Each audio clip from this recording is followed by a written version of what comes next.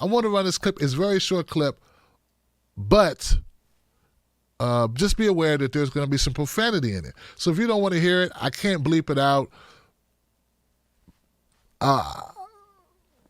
Check it out.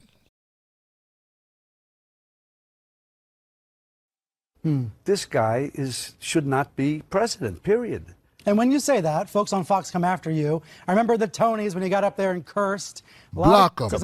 Block them. Okay, well, you know, this is cable, so it's not an FCC violation, but it is still a Sunday morning. Well, I do wonder why you choose to go that way. Let me say something. Why do you choose to go that way? We are at a moment in our life, in this country, where this guy is like a gangster. He's come along and he's said things, done things we say over and over again. This is terrible. We're in a terrible situation. We're in a terrible situation. And this guy just keeps going on and on and on without being stopped. Let's fit in a break. Let's squeeze in a commercial. More with Robert De Niro in just a moment. Okay, so I got a couple problems with this tape. You know, besides language, look, you know, I like language. I like cursing. I grew up on Richard Pryor, Eddie Murphy, and the like, George Carlin. These people didn't pull punches. It said exactly what they were thinking. And if they were thinking they're dropping the F-bomb, they dropping the F-bomb. Sometimes they go further than that, so that's not what I have a problem with. What I have a problem with is Robert De Niro's hypocrisy. Look, Robert De Niro, Bobby, why didn't you have these types of outrageous comments about Barack Obama? Barack Obama did a lot of things that you could do to feel the same way about. Where were you the last 8 years when we were dropping bombs in all these countries? We went to war in 5 more places than when he came in the door. He bailed out Wall Street, not Main Street. He did a soft shoe when it came to criminal justice reform. He let a couple people out of jail, but he didn't have his attorney general really work to change the laws that put people in those jail cells. There's a lot of problems we have with Barack Obama, and I don't see you. I never saw you. In fact, even to this day, even with him out of power, I don't see you calling him out. At least Michael Moore pretended to call him out from time to time. But it took people like Cornel West and Tavis Smiley to put their careers on the line, calling out, saying what you could have said. Now, you like to be tough guy, big guy, gangster guy, but you were afraid to challenge power. Going after Donald Trump is the easiest thing in the world to do. That's why so many people do it. It's not impressive, it's regressive. It's not progressive, it's regressive. It doesn't make you powerful, it makes you sad. It makes you boring, it makes you plain, it makes you trite.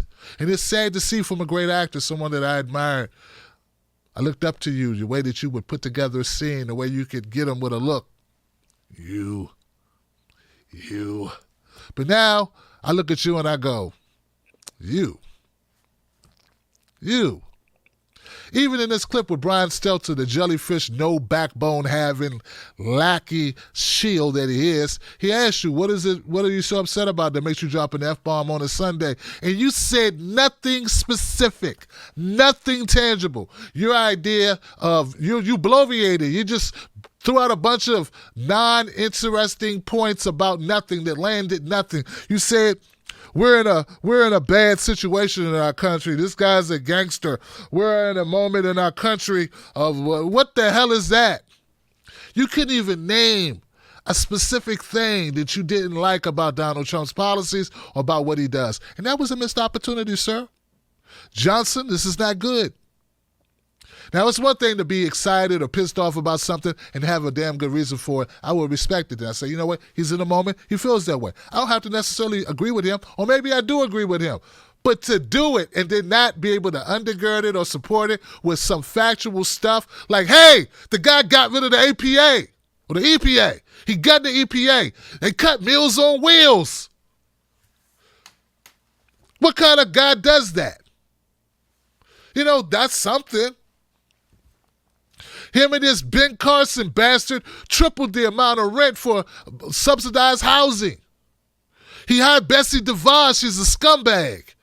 Charter school. She wants to charter her way out of an education system that needs to be fixed and replaced.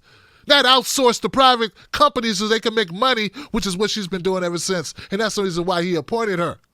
He said he was going to come in and drain the swamp, and he created more swamp creatures, the more advanced variety.